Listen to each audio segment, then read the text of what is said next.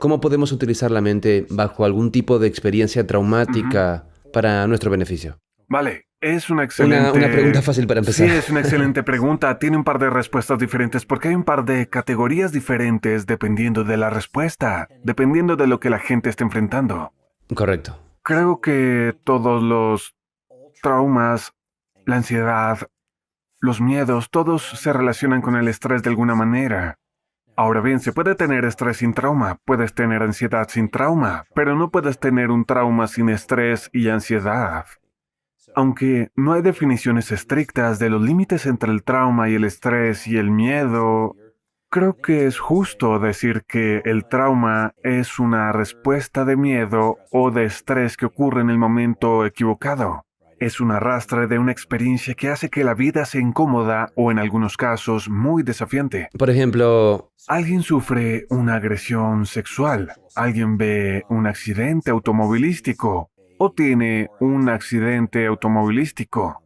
Los veteranos regresan del extranjero. Hay traumas en primera persona en los que les ocurre algo a alguien. Y luego hay un trauma en tercera persona donde alguien ve que sucede algo terrible. Hay dolor. Y así hay un montón de categorías. No queremos complicar el panorama ni la respuesta, pero creo que es importante que la gente entienda que la respuesta al estrés está en el centro de todo esto.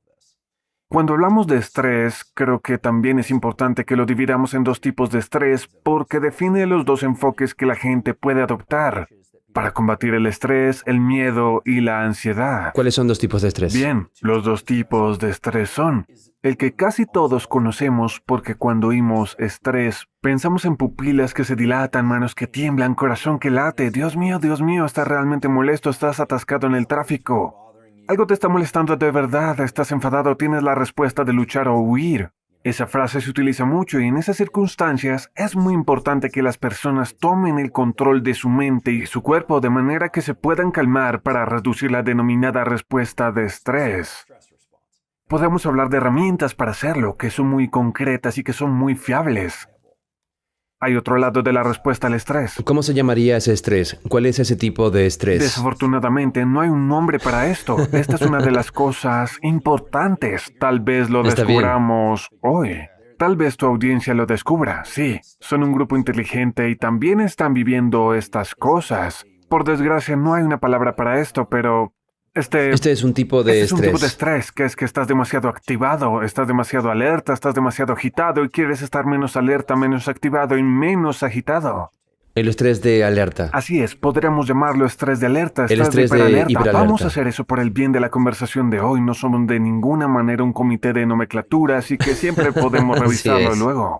Hay otro lado del estrés, que es cuando hay un montón de cosas que suceden en el mundo. Las pandemias, no puedes trabajar porque hay otro cierre o hay conflictos en tu vida, o las cosas son realmente difíciles y te sientes agotado y no puedes movilizarte y estar lo suficientemente alerta.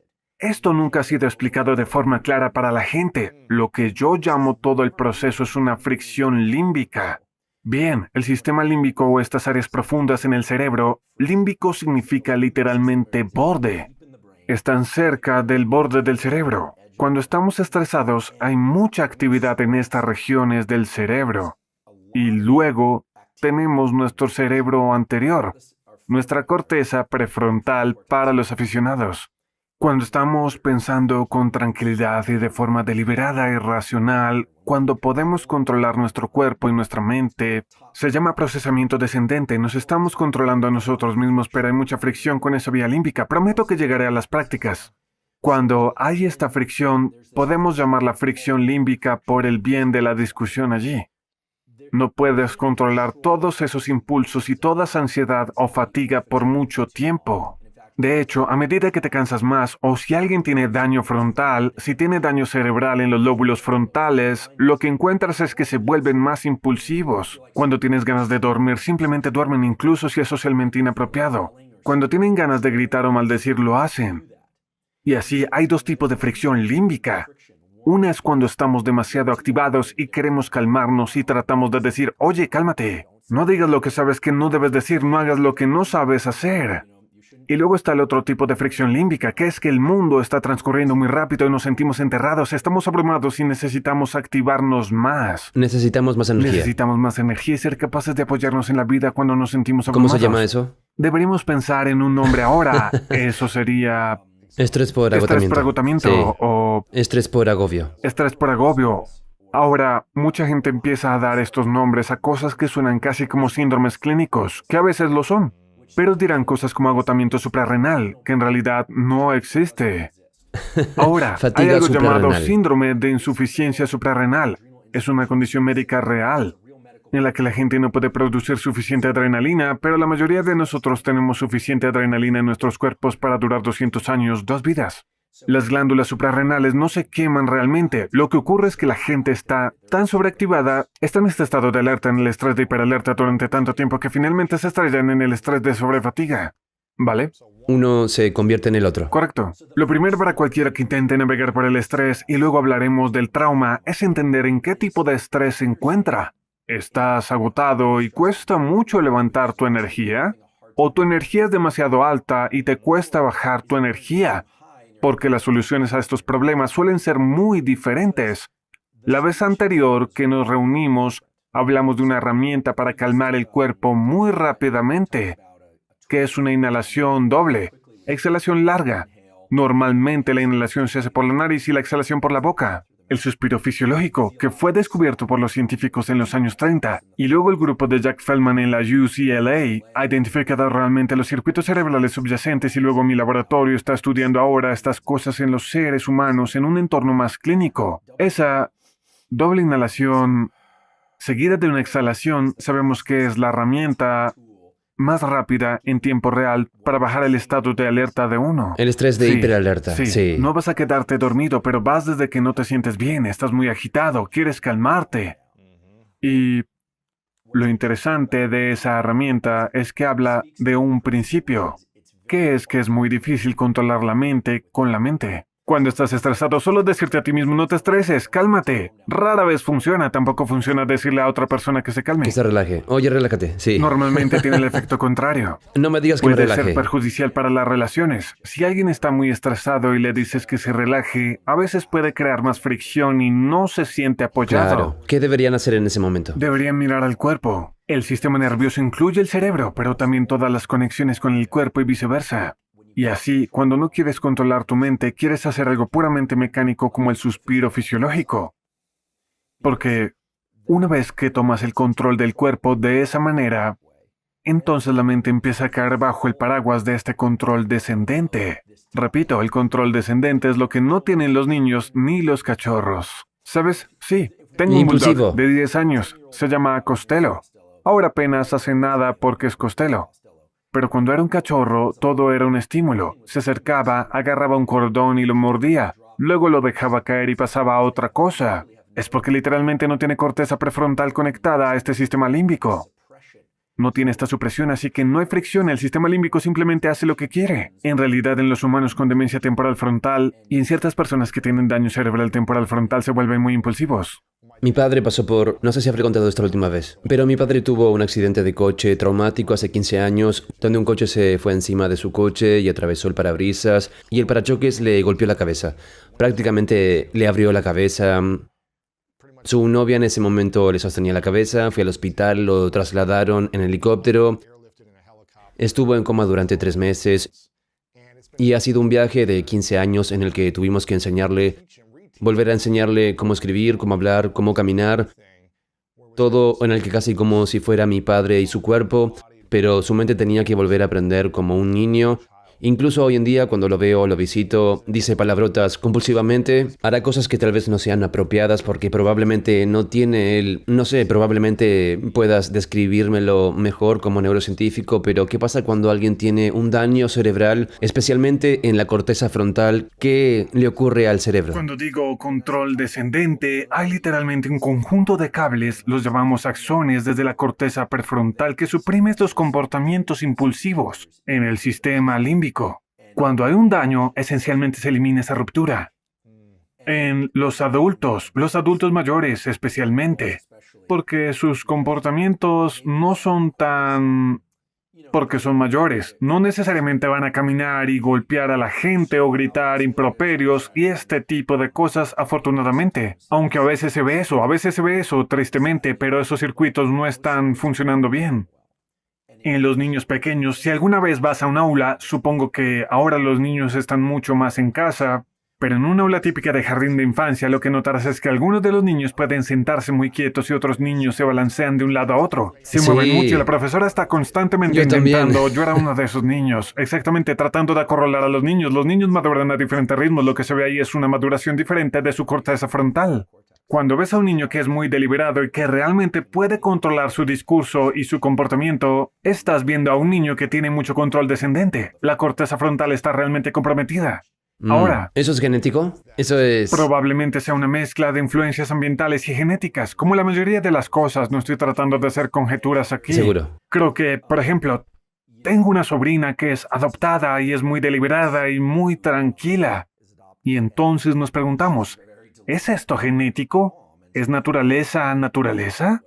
Probablemente hay un sesgo genético y también hay muchas influencias ambientales. Es decir, mucho de lo que nos enseñan en la escuela y en casa, porque muchos niños son educados en casa ahora, es sobre lo que no hay que hacer. Correcto. Quedarse quieto. No hagas No esto. digas esto, no digas eso. Tenemos el di por favor y gracias. Siéntate recto, lava los platos, pero gran parte del lenguaje de no está diseñado en torno a estas cosas de control descendente. Hemos establecido un montón de restricciones sociales importantes. Todos hemos sentido esto como adultos también. De dos maneras. Se vuelve realmente extremo cuando no podemos controlar ese sistema límbico.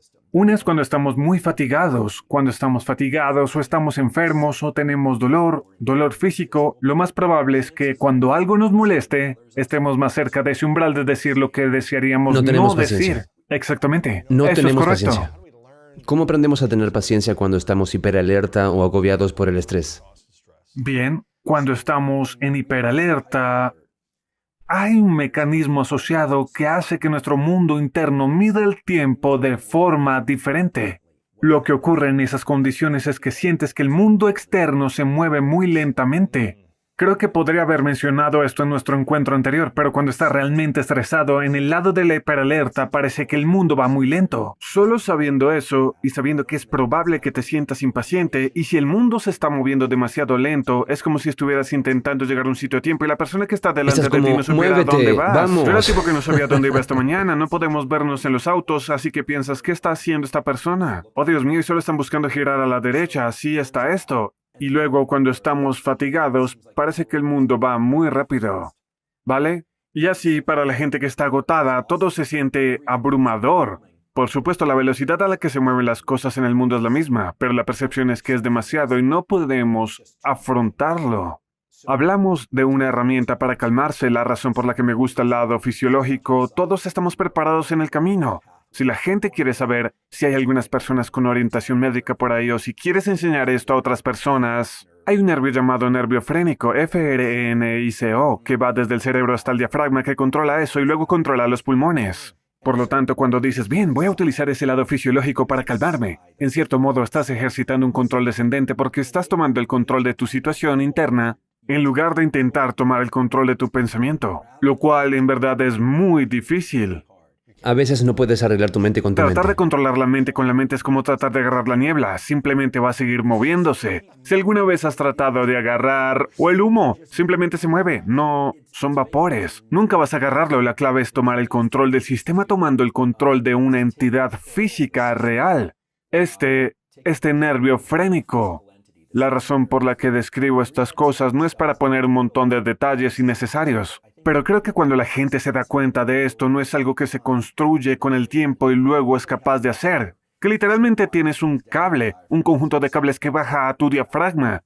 Este músculo en el abdomen, que puede mover tus pulmones, y entonces al expulsar el dióxido de carbono, cuando haces esa exhalación, tu cerebro comienza a calmarse, y entonces tu mente, el control descendente de la corteza, puede empezar a tomar el control del sistema límbico de nuevo. Es como si perdieras el control del automóvil y trataras de dirigirlo, pero en realidad hay otra palanca que si la jalas, entonces el volante te estabilizará.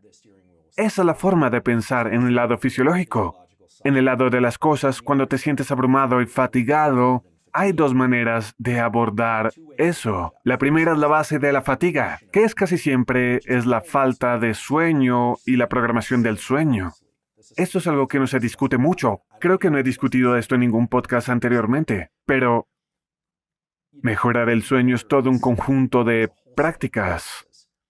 Pero el sueño es una herramienta lenta. No es una herramienta de tiempo real, porque si te sientes agotado y tienes que levantarte y tener tu día, lidiar con los niños, lidiar con el trabajo, lidiar con la vida, podemos hablar de cómo mejorar el sueño. Pero en tiempo real, lo que quieres hacer es introducir más alerta en el sistema. Concentración. Concentración y alerta. Puedes leer todos los libros de autoayuda que quieras, ir a los seminarios, pero a menos que tu mente esté bien, nunca usarás esas cosas. Son solo datos. Y falta otro paso, y es entender esa autonomía, ese sentido de agencia que tenemos para manejar lo que sucede a nuestro alrededor y aceptarlo.